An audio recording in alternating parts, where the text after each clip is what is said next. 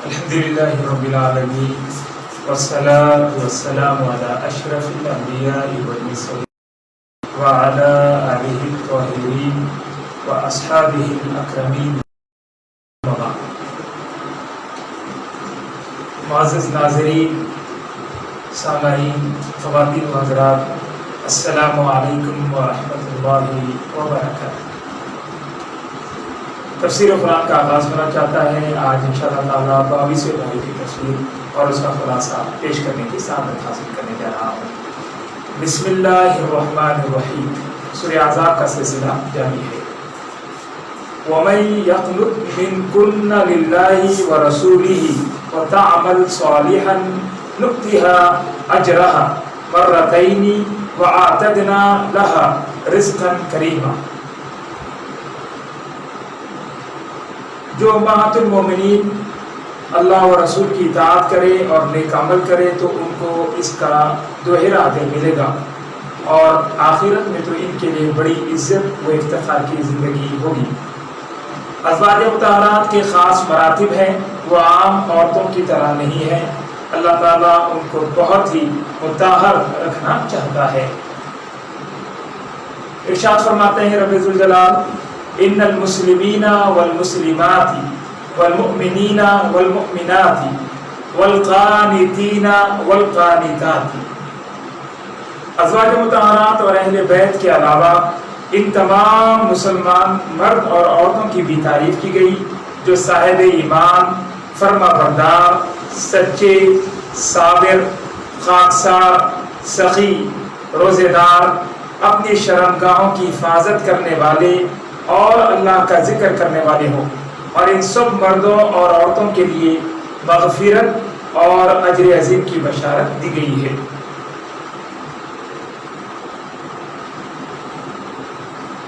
یا ایھا الذین آمنوا اذکروا اللہ ذکرا کثیرا وسبحوہ بکرۃ واصیلا. اے ایمان والو، اللہ کا ذکر بہت کثرت سے کیا کرو اور صبح و شام اس کی تسبیح بیان کیا کرو.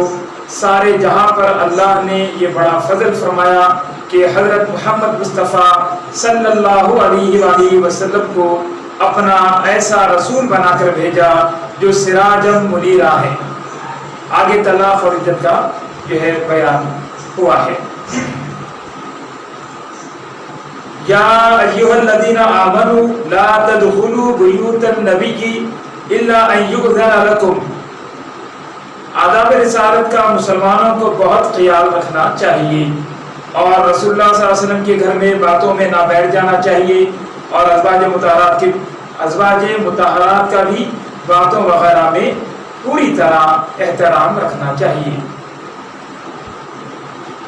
آگے اس بات کی صراحت کی گئی ہے کہ جن عورتوں سے پردہ نہیں ہے ان کی تفصیلات اور اللہ اور اس کے جو ہے پھر آگے جو ہے عزیزان گرامی جو ہے وہ عظیم آیت مبارکہ کا نزول ہے.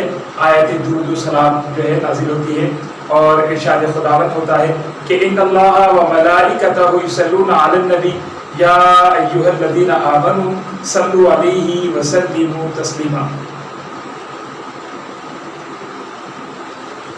فرمایا جا رہا ہے کہ بے شک اللہ تعالیٰ اور اس کے فرشتے درود بھیجتے ہیں اس نبی مکرم پر. اے ایمان والو، تم بھی آپ پر صلی اللہ علیہ وآلہ وسلم پر درود بھیجا کرو اور بڑے ادب و محبت سے سلام عرض کیا کرو. اب اس طرح عزیزان محترم جو ہے درود و سلام جو ہے پڑھنے کا حکم اس آیت مبارکہ میں دیا گیا ہے. اس کی تفسیر کچھ اس طرح ہے: اسلام کو مٹانے کے لیے کفر کے سارے حربے ناکام ہو چکی تھے. مکے کے بے بس مسلمانوں پر انہوں نے مظالم کے پہاڑ توڑے، لیکن ان کے جذبے ایمان کو کم نہ کر سکے.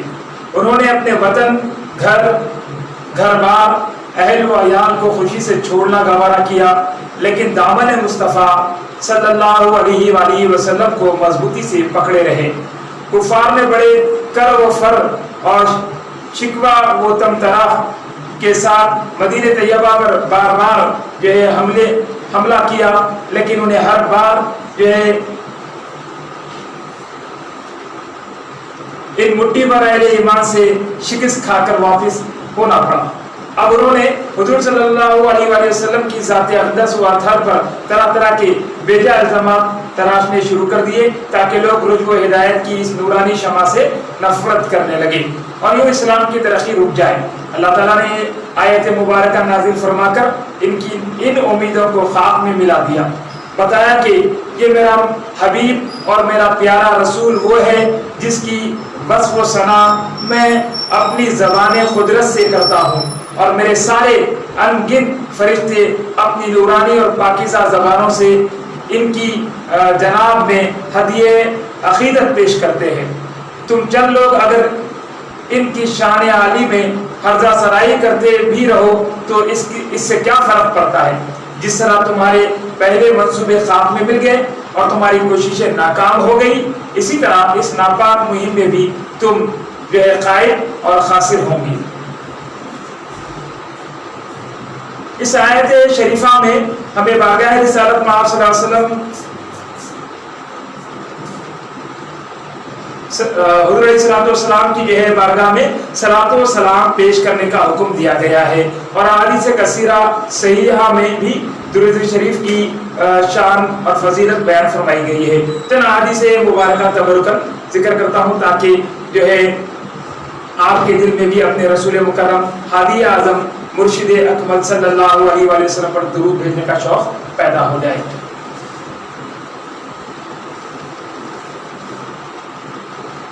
हज़रत उबई बिन काब रज़ियल्लाहु अन्हु के लड़के तुफ़ैल अपने वालिद से रिवायत करते हैं कि जब रात के 2 हिस्से गुजर जाते तो हुज़ूर सल्लल्लाहु अलैहि वसल्लम उठ खड़े होते और फरमाते कि ऐ लोगों, अल्लाह ताला को याद करो, अल्लाह ताला को याद करो। थला देने वाली जो है साथ आ गई, इसके पीछे और आने वाली है, मौत अपनी तलखियों के साथ आ पहुंची। मेरे वालिद ने अर्ज किया, हज़रत तुफ़ैल फरमा रहे हैं कि मेरे वालिद यानी मेरे वालिद मोहतरम ने अर्ज किया, या रसूल अल्लाह सल्लल्लाहु अलैहि वसल्लम, मैं हुजूर पर कसरत से दुरूद पढ़ता हूँ, इरशाद फरमाइए कि मैं किस कदर पढ़ा करूँ। फरमाया जितना दिल चाहे। मैंने अर्ज किया क्या वक्त का 1/4 हिस्सा? फरमाया जितना तेरा जी चाहे, और अगर इससे ज्यादा पड़े तो तेरे लिए बेहतर है। फरमाते हैं कि मैंने अर्ज किया निस्फ, मैंने जितना वक्त मुकर्रर किया है उसका आधा हिस्सा पढ़ूं।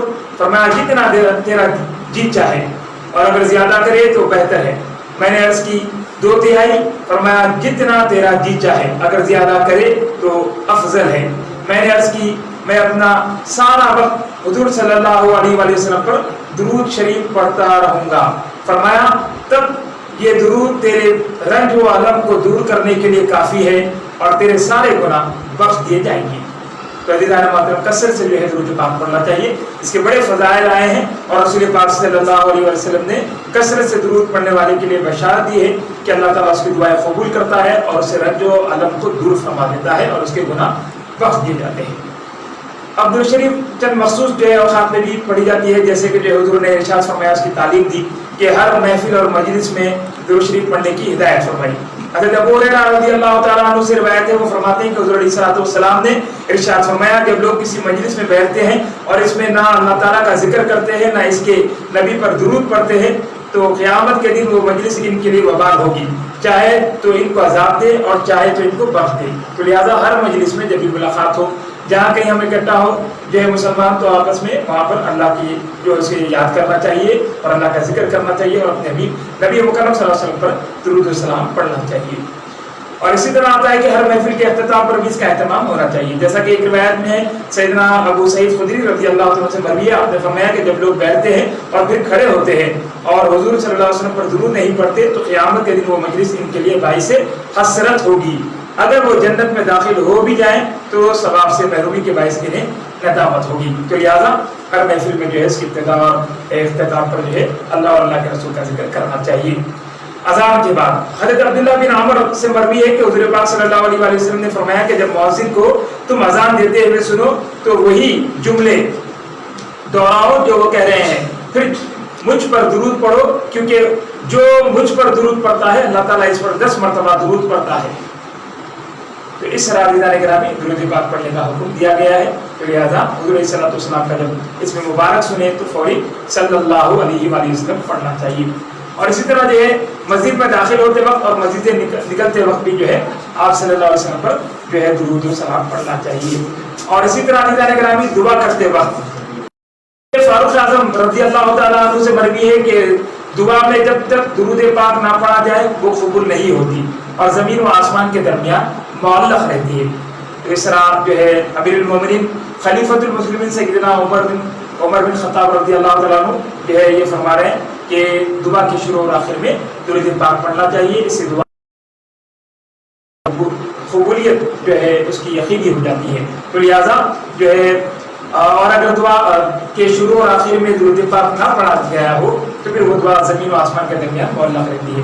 تو لہٰذا ہم کو چاہیے کہ اپنے دعا کے شروع اور آخر میں درود پاک ضرور پڑھیں. ایک روز نبی پاک صلی اللہ علیہ وآلہ وسلم تشریف فرما تھے. ایک آدمی آیا, اس نے نماز پڑھی اور دعا مانگی, یا اللہ مجھے بخش دے, مجھ پر رحم فرما. حضور نے ارشاد فرمایا, اے نمازی تو نے بڑی جلد بازی سے کام لیا. جب نماز پڑھ چکو تو بیٹھو, اللہ کی حمد و ثنا کرو اور مجھ پر درود پڑھو, پھر دعا مانگو. پھر دوسرا آدمی آیا, اس نے نماز پڑھی اور اللہ تعالیٰ کی حمد و ثنا کی, پھر حضور صلی اللہ علیہ وآلہ وسلم پر درود پڑھا. حضور نے فرمایا, اے نمازی اب دعا مانگ, قبول ہوگی. اس سے ثابت ہوا کہ ہم اہل سنت نماز کے بعد جو ذکر اور درود شریف پڑھتے ہیں یہ سنت ہے اور قبولیت دعا کا باعث ہے. جس سے باواز بلند ذکر اور درود شریف پڑھنا ثابت ہوا. جب حضور صلی اللہ علیہ وآلہ وسلم کا اس میں مبارک لیا جائے تو درود شریف پڑھیں, اور جب نام گرامی لکھے تو ساتھ درود پاک لکھے. حضرت سفیان بن عینیہ فرماتے ہیں کہ خلف نے بیان کیا کہ ان کا ایک دوست حدیث کا طالب علم تھا. عثمان بن عینیہ کے ساتھ ان کے ایک دوست تھے جو ہے طالب علم, ان کا جو ہے ساتھ حدیث کا علم سیکھنے جایا کرتے تھے. وہ فوت ہو گئے تو میں نے اسے خواب میں دیکھا کہ سبز پوشاک پہنے خوش و خرم گھوم رہا ہے. حضرت عثمان بن عینیہ کہتے ہیں کہ سفیان بن عینیہ فرماتے ہیں کہ میں نے اسے جب خواب میں اس طرح جو ہے خوش و خرم دیکھا تو میں نے کہا, تم تو وہی ہو میرے ہم مکتب جس کے ساتھ ہم جو ہے حدیث سیکھنے کے لیے جاتے ہیں, حدیث کا علم سیکھا کرتے تھے. اس نے کہا, ہاں میں وہی ہوں. میں نے پوچھا, کیا حال ہے, کتنے اچھے لگ رہے ہو, بہت خوش ہو. اس نے کہا, ہاں میری یہ عادت تھی کہ جہاں محمد رسول اللہ صلی اللہ علیہ وآلہ وسلم کا نامی لکھتا وہاں حضور کے نام کے ساتھ صلی اللہ علیہ وآلہ وسلم بھی لکھا کرتا تھا. بس یہ جو کچھ تم دیکھ رہے ہو میرے رب نے مجھے اس عمل کا بدلہ دیا ہے. تو عزیزان گرامی اس طرح سے جو ہے حضور علیہ الصلوۃ والسلام کا نام جب جو ہے آپ کے سامنے لیا جائے تو فوری درود پڑھنا چاہیے, اور آپ اگر لکھیں تو اس کے ساتھ حضور علیہ الصلوۃ والسلام کے نام کے ساتھ صلی اللہ علیہ وآلہ وسلم درود شریف ضرور لکھنا چاہیے. حضرت عبداللہ بن حکم کہتے ہیں کہ میں نے خواب میں حضرت امام شافعی کو دیکھا. پوچھا, فرمائیے اللہ تعالیٰ نے آپ کے ساتھ کیا سلوک کیا؟ آپ نے فرمایا, اللہ نے مجھ پر رحم کیا اور مجھے بخش دیا. مجھے دلہن کی طرح آراستہ کر کے جنت میں بھیجا گیا اور مجھ پر جنت کے پھول نچھاور کیے گئے جس طرح دلہن پر درہم و دینار نچھاور کیے جاتے ہیں. میں نے اس عزت افزائی کی وجہ پوچھی تو بتایا گیا کہ اپنی کتاب الرسالہ میں حضور صلی اللہ علیہ وسلم پر میں نے جو درود لکھا ہے اس کا یہ اجر ہے. عبداللہ بن حکم کہتے ہیں کہ میں نے امام سے پوچھا, امام شافعی سے پوچھا وہ خاص درود شریف کیا ہے؟ آپ نے بتایا کہ میں نے وہاں یہ درود شریف لکھا ہے, صلی اللہ علی محمد عدد ما ذکرہ الذاکرون وعدد ما غفل عن ذکرہ الغافلون. میں بیدار ہوا اور کتاب الرسالہ کو کھولا تو وہاں بھی عینی ہی اسی طرح درود شریف لکھا ہوا تھا.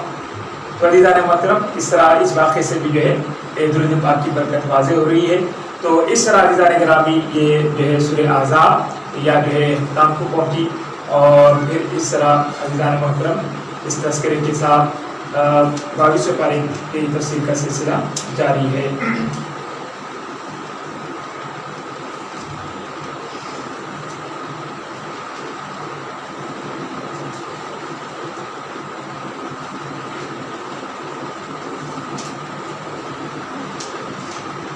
سورہ سبا کا جو ہے آغاز ہونا چاہتا ہے. سورہ سبا یہ صورت مکی ہے، مکہ مکرمہ میں نازل ہوئی ہے۔ اس صورت پاک کا نام سبا ہے۔ یہ لفظ آیت نمبر 15 میں مذکور ہے، اس کا تذکرہ کیا گیا ہے۔ اسی نسبت سے جو ہے یہ عرب کا ایک شاداب سرسب شہر تھا، اس کا واقعہ یہاں پر بیان کیا گیا ہے اہل سبا کا، اسی نسبت سے اس سورت کا نام سورہ سبا رکھا گیا ہے۔ اس میں کل جو ہے عزیزان گرامی 6 رکوعات ہیں اور اس کی آیتوں کی تعداد 54 ہے۔ بسم اللہ الرحمن الرحیم، الحمدللہ الذی لہ ما فی السماوات و ما فی الارض ولہ الحمد فی الآخرہ وہو الحکیم الخبیر۔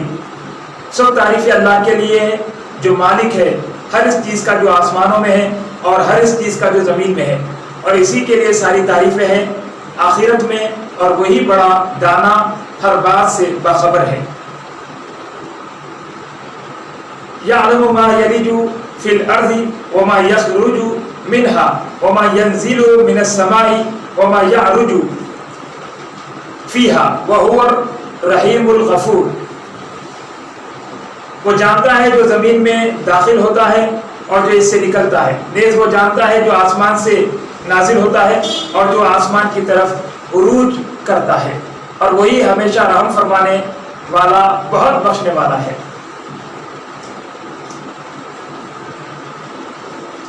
اس سورت کے مضامین کچھ اس طرح ہے کہ سورت کی ابتدا حمد باری تعالیٰ سے کی جا رہی ہے اور اس کی کبریائی اور عظمت کا اعلان کیا جا رہا ہے۔ اس کے بعد وقوع قیامت پر کفار کو جو اعتراض تھا اس کا جواب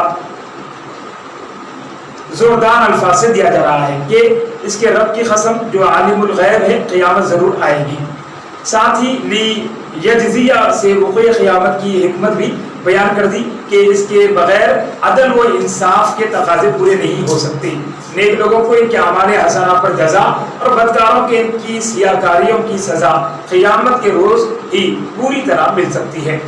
اللہ تعالیٰ اپنے نیک اور مقبول بندوں کو اس دنیا میں جن انعامات و احسانات سے سرفراز کرتا ہے اور جو عزت و سروری بخشتا ہے، حضرت داؤد علیہ السلام اور حضرت سلیمان علیہ السلام کے ذکر سے اس کا اعزاز فرما دیا، اور پھر اس ہیبت و جلال کے ساتھ جس طرح وہ اپنا حق بندگی ادا کرتے رہے اور اپنے منعم حقیقی کے شکر گزار بنے رہے، اس کا بیان کر کے ہمیں ان کے نقش قدم پر چلنے کی ترغیب دلائی اور یہ سمجھا دیا کہ اللہ تعالیٰ کے بندے نعمتوں اور آسائشوں کے باوجود اطاعت و شکر گزاری کا طریقہ اپنائے رکھتے ہیں۔ بارگاہ الہی میں ان کی یہ شکر گزاری ان کی عظمت کو کم نہیں کرتی بلکہ اسے 4 چاند لگا دیتی ہے۔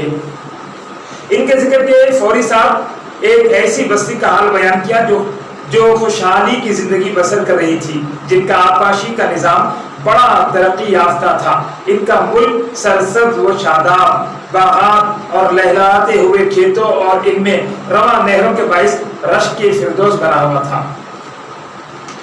لیکن جب وہ اہل سبا ملک عرب کا جو ہے بڑا شاداب شہر تھا، اپنے رب غفور کو بھول گئے، نفس پروری اور شیطان کی پیروی اختیار کی، تو ہر چیز بلیا پیٹ کر دی گئی اور ان کا وہ مضبوط دین جو ان کی خوشحالی کا ضامن تھا وہی ان کی تباہی و بربادی کا سبب بن گیا۔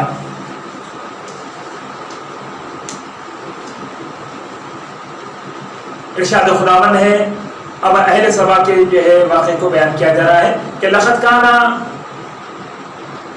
لسبأ فی مساکنہم آیۃ جنتان عن یمین و شمال کلوا من رزق ربکم واشکروا لہ۔ تم سبا کے قوم سبا کے لیے ان کے مسکن میں ہی نشانی موجود تھی۔ وہاں 2 باغ تھے، ایک دائیں طرف اور دوسرا بائیں طرف۔ کھاؤ اپنے رب کا دیا ہوا رزق اور اس کا شکر ادا کرو۔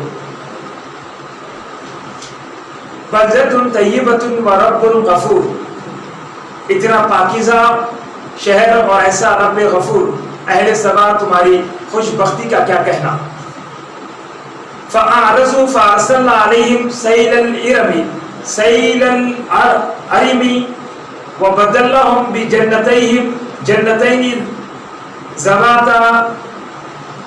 ذوات أكل خمط وعسل وشيء من سدر قليل۔ پھر انہوں نے منہ پھیر لیا تو ہم نے ان پر तेज व तन सैलाब भेज दिया और हमने बदल दिया इनके दो बागों को ऐसे दो बागों से जिनके फल तुर्श और कड़वे थे, और फिर इनमें जो है हमने चंद बेरी के दरख्त उगा दिए। इसके सिवा कुछ नहीं रहा, सारी चीजें जो है वहां पर वो खत्म कर दी गई और एक सैलाब आया और सब कुछ निस्तो नाबूद हो गया। ज़ालिका जज़यनाहु बिमा कफरू, और ये बदला दिया हमने इन्हें बावजह इनकी एहसान फरामोशी की। इतनी नेमतें दी गई थी, इसके बावजूद उन्होंने एहसान फरामोशी की और अल्लाह तबारक व तआला रब्बे ज़ुल जलाल का शुक्र अदा नहीं किया, तो रब्बे करीम ने उन्हें जो है इन नेमतों से आजमाया। और जब वो अपने रब की शुक्रगुजारी से दूर रहे और इतराने लगे और इस तरह सरकशी का शिकार हुए, तो अल्लाह तबारक व तआला ने उन पर ये जो है मुसीबत नाज़िल कर दी। हुज़ूर नबी पाक सल्लल्लाहु अलैहि वसल्लम से किसी सहाबी ने दरियाफ्त किया, या रसूल अल्लाह सल्लल्लाहु अलैहि वसल्लम, सबा किसका नाम है? ये किसी मर्द का नाम है या किसी औरत का नाम है या किसी वादी का? तो हुज़ूर ने फरमाया ये एक आदमी का नाम है। इसके 10 बेटे थे, 6 यमन में सुकूनत पजीर हुए और 4 शाम में आकर आबाद हो गए। इसका नाम अब्दुल शम्स था और सबा इसका लक़ब था, क्योंकि इसने जंग में सबसे पहले कैदी बनाए। इनका वाक़िया ये है कि यमन का अक्सर हिस्सा कोहिस्तानी है, यहाँ कोई दरिया नहीं बहता। बरसात के मौसम में बारिश का पानी बरसाती नालों के जरिए आता और इससे कहीं कहीं खेती बाड़ी की जाती है। अहले यमन ने मारिब के करीब एक वादी में बड़ा ज़बरदस्त बंद यानी डैम तामीर किया। कहते हैं कि ये बंद मलिका बिल्किस के ज़माने में सनलाख चट्टानों से तामीर किया गया था। ऊपर नीचे इसके 3 दरवाजे थे। इससे नीचे एक बहुत बड़ा वसी तालाब था जिससे 12 नहरें निकाली गई थी जो मुल्क के हर हिस्से को आपाशी करती। जब डैम भरा होता तो सबसे ऊंचा दरवाज़ा खोला जाता, इससे पानी निकलकर नीचे ज़ख़ीरे में आता और वहाँ से हस्बे ज़रूरत मुख्तलिफ नहरों में छोड़ दिया जाता। पानी की सतह कम होती तो दरमियानी दरवाज़ा खोला जाता और जब बिल्कुल पानी कम होता तो नीचे वाला दरवाज़ा खोल दिया जाता। ये डैम इतना बड़ा था कि मौसम बरसात में ज़ख़ीरा क्या हुआ पानी इनकी साल भर की ज़रूरतों के लिए काफ़ी हो जाता। आपाशी का ये इतना आला निज़ाम था कि इस ज़माने में बाबिल के अलावा कहीं इसकी नज़ीर नहीं मिलती थी। जब यमन की ज़मीन को बर वक्त पानी दस्तयाब होने लगा तो हर तरफ सरसब्ज़ व शादाब खेत लहलहाने लगे। वादी के दोनों तरफ दाएं बाएं दूर दूर तक बागात का सिलसिला चला गया था। खुद सोचिए, जहां आप रसानी का इतना बेहतरीन निज़ाम हो, हर तरफ फलदार दरख्त झूल रहे हो, बागात से सारा मुल्क जन्नत नज़ीर बना हुआ हो, ज़मीन सोना उगल रही हो, वहाँ के बाशिंदों की खुशहाली का क्या आलम होगा। शर्क़ व ग़र्ब में इनकी दौलत व सरबत के चर्चे थे। इस वक्त के सयाहों ने इनके मकानात की तज़ीन और आराइश के जो चश्मदीद हालात लिखे हैं, इन्हें पढ़कर इंसान दंग रह जाता है।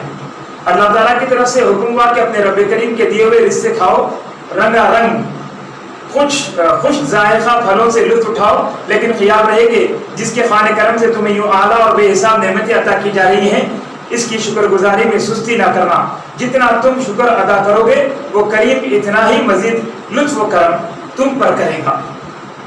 तुम कितने खुश नसीब हो, तुम्हें मुल्क अता हुआ तो ऐसा जो आबो हवा के लिहाज से बड़ा पाकीज़ा है। ज़मीन ज़रख़ेज़ है, पानी वाफर है, बाग खूब फूलते हैं, बाग जो है खूब फलते हैं और हवा इतनी लतीफ़ है कि इसका हर झोंका नसीम बहार की तरह गोंचे दिल को शगुफ्ता कर देता है। मच्छर मक्खी वगैरह का यहाँ नाम तक नहीं। मजीद बराना तुम्हारा रब बहुत बड़ी बख्शिश करने वाला है और इस पर बड़ी नेमत ये है कि रब इनका इतना मेहरबान और बड़ी बख्शिश करने वाला है। अगर भूले से कोई गुनाह सरजद भी हो जाए तो वो फौरन पकड़ नहीं लेता। तुम तौबा के लिए दरवाज़ा खटखटाओ तो वो तुम्हारे गुनाह बख्श देता है। कुछ अरसा तो वो इनायात रब्बानी से लुत्फ़ अंदोज़ होते रहे और लश्कर बजा लाते रहे और अल्लाह तबारक व तआला का शुक्र बजा लाते रहे, लेकिन जब अरसे दराज इस लुत्फ़ व नेमतों में जो है गुजरा तो इनमें सरकशी और बेराहवी के आसार नमदार होने लगी। वक्तन फ़ौक़्तन अल्लाह ताला ने इनकी तरफ अपने नबी मबूस फरमाए, उन्होंने इन्हें बहुत समझाया कि अल्लाह ताला के नाफरमान ना बनो, ये ऐश व निशात, ये दौलत की फरावानी और गल्लों और फलों की बहुतात तुम्हारी किसी ज़ाती काबिलियत का नतीजा नहीं बल्कि तुम्हारे परवरदिगार की देन है। ऐसा ना हो कि तुम लगातार गुनाह करते रहो और नाशुक्रगुजार बने रहो और वो तुम्हें इन नेमतों से महरूम कर दे। लेकिन शैतान ने इनको ऐसा वरगलाया था कि उन्होंने अपने मुखलिस नासिहीन के वाज़ व नसीहत को सुनने से इनकार कर दिया और बरमला कहना शुरू कर दिया कि हमें तो कोई इल्म नहीं कि अल्लाह ताला ने हम पर कोई एहसान किया है। तुम बेशक अपने रब को कहो कि अगर इसमें ताकत है तो जो इनाम इसने हम पर किया है वो आइंदा ना करे। जब इनके फिस्क व फुजूर की हद हो गई तो मुकाफात अमल का कानून हरकत में आया। गज़ब इलाही मौसिलादार बारिशों की शक्ल में जाहिर हुआ। इसने इतने खौफनाक सैलाब की सूरत इख्तियार कर ली कि जब इसकी मौजें इस चट्टानों से बने हुए बंद से जा टकराई तो इनको लर्जा कर रख दिया। चंद झटकों के बाद वो बंद जिसकी पुख्तगी पर इन्हें बड़ा नाज था, इसमें दरारें नमूदार होने लगी। कुछ लम्हों के बाद पानी का तेज रेला इसके भारी भरकम पत्थरों को तिनकों की तरह बहा ले गया। कई रोज से मौसिलादार बारिश के बाद सारे इलाके में हर तरफ पानी ही पानी नजर आ रहा था। ऊपर से बर्फ टूटने से इसका पानी भी आ गया। जब ये सारा पानी बुलंदी से पस्ती की तरफ बिजली की तेजी से रवाना हुआ तो रास्ते में जितने शहर थे मिलिया मिट हो गए, बागात उजड़ गए, दरख्त उखड़ गए और लहराते हुए खेतों का तो नामो निशान तक कहीं बाकी न रहा। इस तरह अल्लाह ताला ने इन नाशुकरों और इन फासिकों को तबाही और बर्बादी की चक्की में पीस डाला। तो अज़ीज़ान मोहतरम, इस तरह जो ये अहले सबा का तज़किरा हुआ और इस तरह अल्लाह तबारक व तआला ने अहले सबा को जो है उनको हिदायत और फिर उन्हें जो है राह रास्त पर चलने की हिदायत की और अल्लाह की इबादत और इताअत करने का हुक्म दिया गया। जब उन्होंने ना मानी तो फिर उनको निस्सनाबूद कर दिया गया। फिर इसके बाद आगे इरशाद होता है कि वकज़्ज़ब अल्लज़ीना मिन क़ब्लिहिम वमा बलगू मिअशारा मा आतैनाहुम फकज़्ज़बू रुसुली फकैफ़ कान नकीर। इरशाद हो रहा है कि और अंबिया की तकज़ीब की जो इनसे पहले गुजरे और ये कुफ़ार मक्का नहीं पहुँचे 10वें हिस्से को भी जो वक्त जो ख़ुबत दबदबा हमने इनको दिया था, बस जब इन्होंने झुटलाया मेरे रसूलों को तो कितना होलनाक था मेरा अज़ाब। फिर यहाँ पर जो है अज़ीज़ान गिरामी अल्लाह तबारक व तआला जो है पिछली तमाम जो है कौमों के हालात को बयान करते हुए गैरत को यहाँ पर समझाया जा रहा है कि तुमसे पहले भी बड़ी बड़ी कौमें आई जो तुमसे ज़्यादा ताकत और क़ुव्वत रखा करती थी और उन्होंने भी जो है इस तरह अल्लाह के रसूलों को झुटलाया और उसकी उनकी लाई भी जो है किताब और जो है बातों को मानने से इनकार किया। तो फिर उनका हाल क्या हुआ, उनका हशर क्या हुआ। तुमसे पहले ताकतवर कौमें तबाह हो गई, तुम्हारा कोई शुमार नहीं है, लिहाजा तुम पर ज़रूरी है कि तुम अपने जो रसूल नबी मुकर्रम खातिमुल अंबिया हज़रत मोहम्मद मुस्तफ़ा सल्लल्लाहु अलैहि वसल्लम की इताअत और पैरवी करें और उनके बताए हुए रास्ते पर चले। और अगर नहीं चलेंगे तो फिर तुम्हारा भी वही अशर होगा जिस तरह पहली बड़ी ताकतवर कौमों का हुआ। और इसके मुकाबले में तो तुम उनका 10वां हिस्सा भी नहीं है बल्कि उनका 1000वां हिस्सा भी नहीं है। इतनी बड़ी ताकतवर कौमें भी जो है नबियों के अहकाम को ना मानने पर अल्लाह तबारक व तआला ने उन्हें लम्हे भर में निस्सनाबूद कर दिया। आगे फरमाया जा रहा है कुल इन्नमा अइज़ुकुम बिवाहिदतिन अन तक़ूमू लिल्लाहि मसना व फुरादा सुम्मा ततफक्करू मा बिसाहिबिकुम मिन जिन्नतिन इन हुवा इल्ला नज़ीरुल लकुम बैन यदै अज़ाबिन शदीद। ऐ हबीब, आप इन्हें फरमाइए मैं तुम्हें सिर्फ एक नसीहत करता हूँ, ये तो मान लो तुम अल्लाह ताला के लिए खड़े हो जाओ दो या अकेले, फिर खूब सोचो, अच्छी तरह सोचो। तुम्हें मानना पड़ेगा तुम्हारे लिए तुम्हारे इस रफीक में जुनून का शायबा तक नहीं, यानी तुम्हारे ये प्यारे दोस्त मुशफिक और मेहरबान यानी हुज़ूर अलैहिस्सलातु वस्सलाम जो तुम्हें राह रास्त बता रहे हैं, जो तुम पर बड़ा एहसान करते हैं, जो तुम्हारे मेहरबान हैं, जो तुम्हारे लिए रहमत है, तो तुम इनकी तरफ जो है इस तरह बुरी बात मंसूब ना करो और ना इनके बारे में बुरा सोचो। अकेले बैठकर कभी सोचो कि इतना लुत्फ़ व करम جو ہے اللہ تبارک تعالیٰ نے تم پر کیا کہ اب تمہاری جانب اپنا ایک رسول بھیجا، اور لہٰذا تم ان کے بارے میں سوچو اور ان کی بتائی ہوئی باتوں کے بارے میں غور و فکر کرو۔ تمہارے اس رفیق پہ جنون کا شائبہ تک نہیں ہے، وہ مگر بر وقت خبردار کرنے والا ہے تمہیں، وہ تو تمہیں جو ہے تمہارے دوست اور مہربان اور تمہارے خیر خواہ ہے، اور تمہیں آنے والی مصیبت سے بر وقت خبردار کرنے والے ہیں، تاکہ جو ہے سخت عذاب کے آنے سے پہلے تم جو ہے بیدار ہو جاؤ۔ تو اس رازدان مطلب اللہ کے جو ہے پیارے رسول صلی اللہ علیہ وسلم کو اللہ تعالیٰ نے حکم دیا کہ اے حبیب، ہم نے اس سے پہلے جو ہے کئی قوموں کو ہلاک کر دیا اپنے نبیوں کی نافرمانی کرنے پر، اور وہ اس سے بڑی طاقتور قومیں تھی۔ یہ اہل مکہ کا کیا شمار ہے؟ آپ کو حکم دیا جاتا ہے کہ آپ جو ہے رنجیدہ نہ ہو اور ان قوموں سے کہیں، آپ صلی اللہ علیہ وسلم کو حکم دیا کہ ایک بار پھر سے ان سے کہہ دیں، اور حضور علیہ السلام نے ان کو پھر ایک بار مہلت دی۔ نبی پاک صلی اللہ علیہ وسلم اور قرآن کریم کے بارے میں ان کے بے سروپا الزامات کا ذکر ہو رہا ہے، اور میرا نبی تو ان کی بہتری کے لیے کوشاں ہے، اور وہ سمجھتے ہیں کہ یہ ہمیں راہ حق سے ہٹانا چاہتے ہیں۔ قرآن کریم کا نور تو ظلمت قد عالم کو رش کے طور بنا رہا ہے، یہ کہتے ہیں کہ یہ سراسر جھوٹ ہے۔ انہیں معجزات دکھائے جاتے ہیں تو یہ کہتے ہیں یہ سحر، یہ جو ہے کھلا جادو ہے۔ ایسی الٹی کھوپڑی کے لوگ کیسے فلاح پا سکتے ہیں؟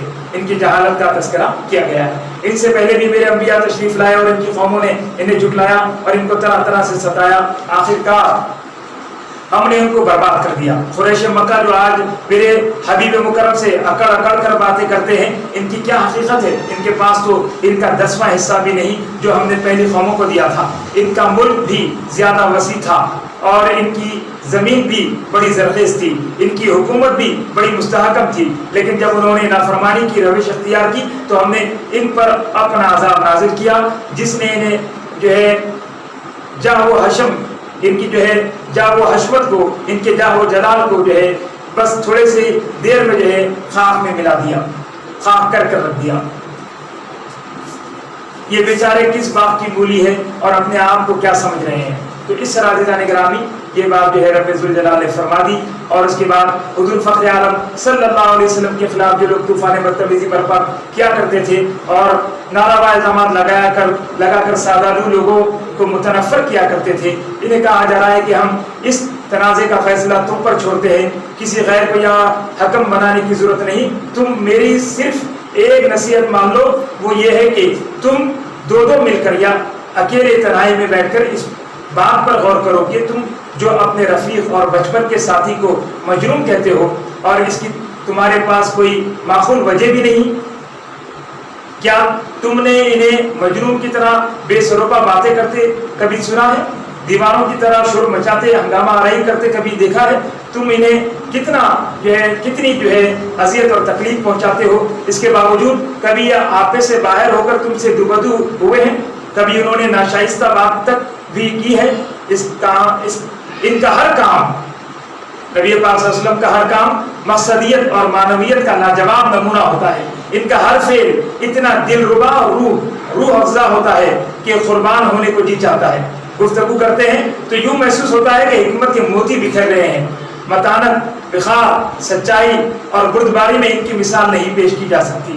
کل تک تم بھی انہیں صادق اور امین کہہ کر پکارا کرتے تھے، اب تم ہی بتاؤ کہ ان میں ایک کون سی تبدیلی آ گئی کہ تم نے ان کے بارے میں اپنی رائے بدل دی ہے؟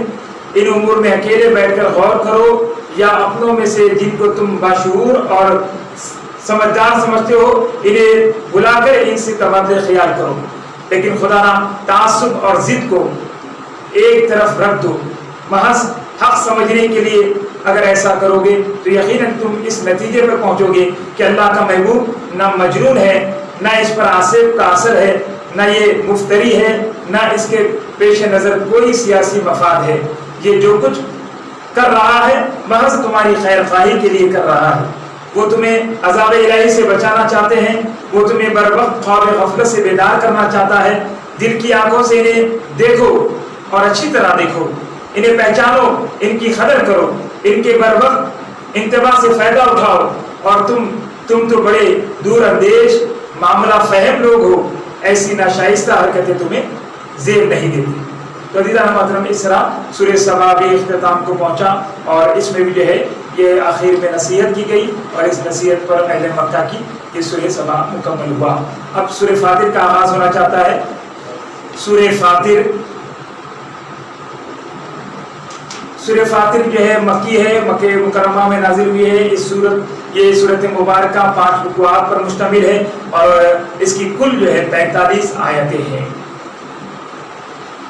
سورہ فاطر کا نام سورہ فاطر اس لیے رکھا گیا ہے کہ اس سورت کے 2 ناموں میں سے جو ہے ایک مشہور نام فاطر بھی ہے اور ایک ملائکہ بھی ہے۔ یہ دونوں لفظ جو ہے پہلی آیت میں مذکور ہے، انہی کی نسبت سے اس سورت کا نام سورۃ الفاطر رکھا گیا ہے۔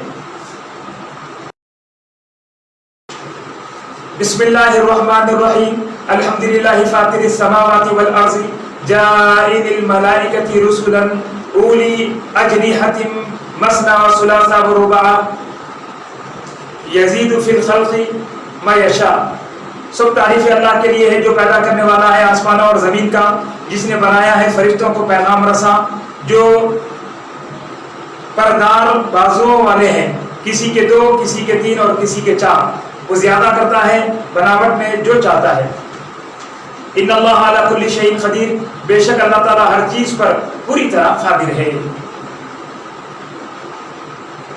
22 پارے کی تفسیر کا سلسلہ جاری ہے، خلاصہ اور تفسیر قرآن کا سلسلہ۔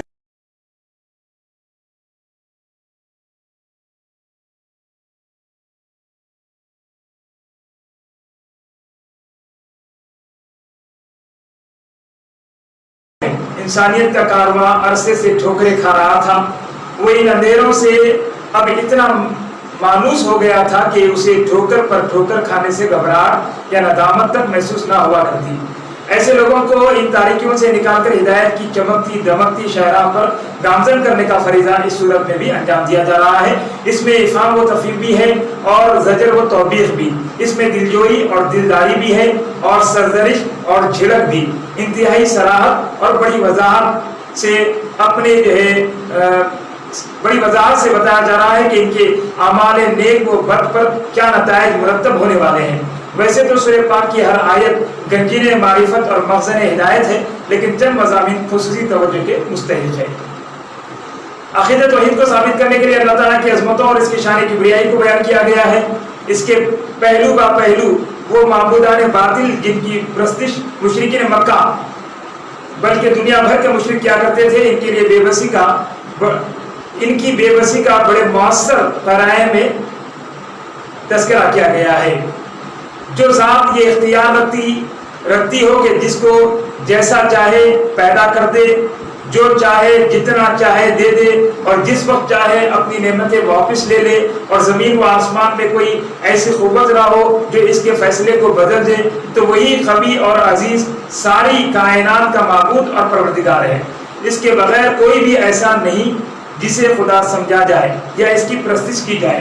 اس مضمون کو مختلف انداز سے کئی بار اس صورت میں دہرایا گیا ہے تاکہ جو ہے قاری یعنی پڑھنے والے کے ذہن میں توحید کا سبق پوری طرح نقش ہو جائے۔